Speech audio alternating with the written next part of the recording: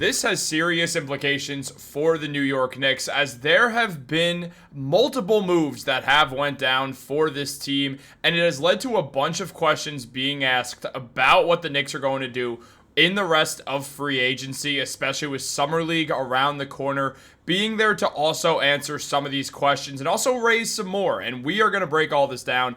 What's up, guys? Welcome back to Knicks Digest. It's Chris here. We're going to jump right into things, as always. Guys, if you're part of that 67% that's not subscribed, you guys have been killing it with the subs recently. Make sure to join that side. We got a ton of good content coming out. We're closing in on that good 19K subscribers. Before we know it, we'll be getting to 20. But let's jump into the video. There's a lot to go over on the Knicks right now. As look, right now, Leon Rose and William Wesley have pulled off a very successful free agency. What we've seen out of them thus far has been adding very, very good role players who are ready to compete right now. And on top of that, they got them on very good prices. Now, Jordan Clarkson was a minimum deal despite being more than a minimum player.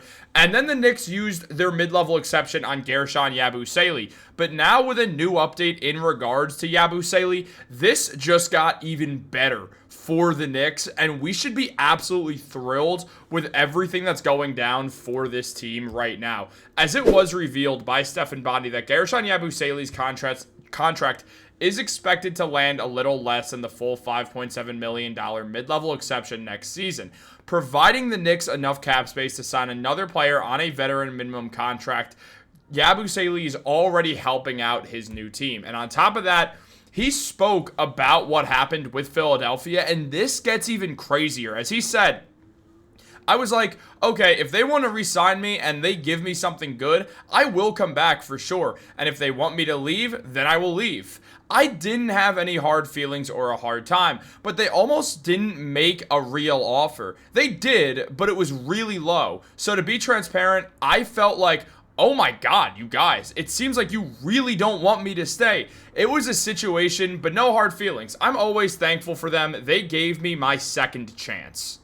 And Yabusele did get his second chance there with the Philadelphia 76ers, and they did lowball him after that.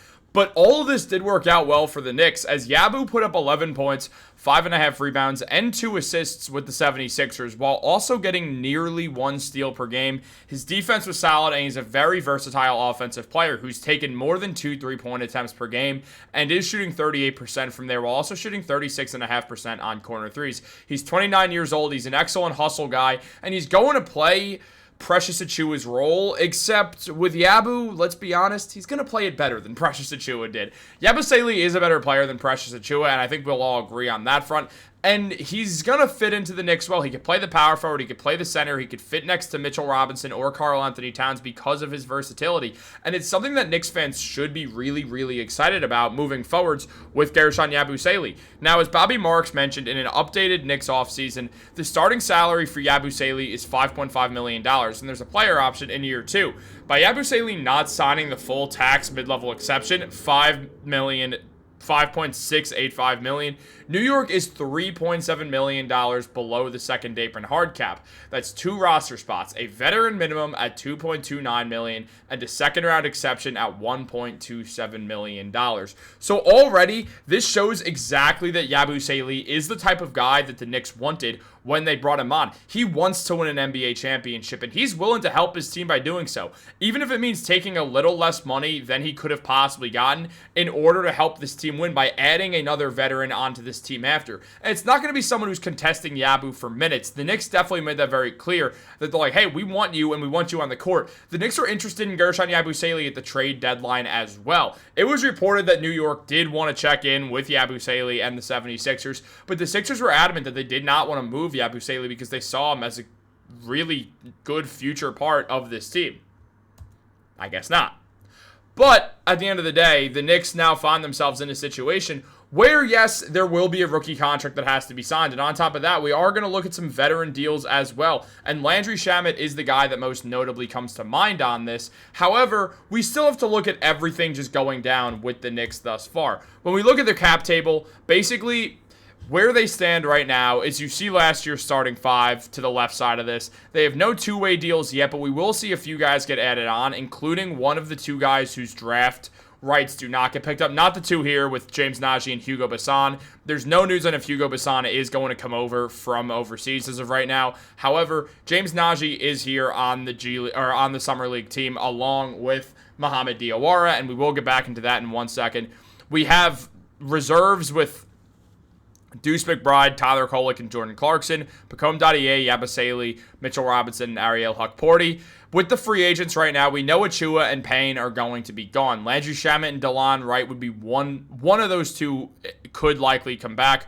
Marjon Beauchamp, I do expect to come back on another two-way deal. And same goes for Kevin McCullough Jr. PJ Tucker will not be back with the Knicks, meaning the Knicks will have one more two-way contract left, while also having a second-round pick exception, which is a rookie contract, just the cheapest contract you could possibly sign, and then also that veterans minimum deal. While Mikal Bridges, Mitchell Robinson, and Karl-Anthony Towns will all be extension eligible, however, that's not something the Knicks are going to focus on in the immediate future, as right now they're focused on filling out the rest of this lineup, and then we'll hear more about that contract situation stuff that definitely will play an impact on things going forwards. However, in regards to Yabusele, he talked about joining the Knicks, and he said, I think the Knicks was a great decision because I feel like their team really matches my DNA to fight hard. What I like about this team is what they did this season. This could be a good chance and an opportunity to play there. So Yabusele is hyped up to join the Knicks after playing on a team that absolutely was not good with the Philadelphia 76ers. The 76ers were expected to be one of the best teams in the Eastern Conference last year, and they just weren't. They didn't have it going on whatsoever. Joel Embiid dealt with injuries.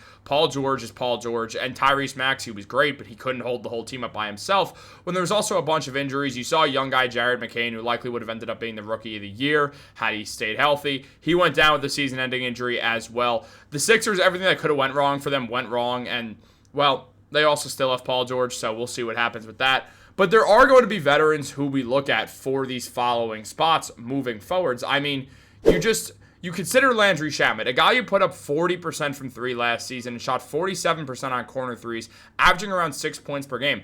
This is a good veteran contract that you could easily sign for the Knicks and would totally help them win games. When it comes down to it, the Knicks would get back a guy in Shamet who knows this team well, has good chemistry, and because he's an elite shooter who likes to play in transition, he would fit in really well in a Mike Brown offense. So I think the Knicks are going to continue to look to bring Shamet back. It is known they are interested in bringing Shamet back. It's just a matter of if they could actually get him or not. But we also have to look at these rookie scale deals in a second. But just talking about how the Knicks right now, this is what their team looks like. They do have room to add two other guys, and one of these would be a rotational player. This is a very good, deep roster. It feels like the best course of action is just doing exactly that. Adding on another veteran like a Landry Shamet to this team who could help today, and then signing one of your rookies. And it comes down to two guys. It comes down to James Najee, someone who has shown a lot of Mitchell Robinson-esque talent with mainly Barcelona throughout his entire time in the EuroLeague, but did bounce around a little bit.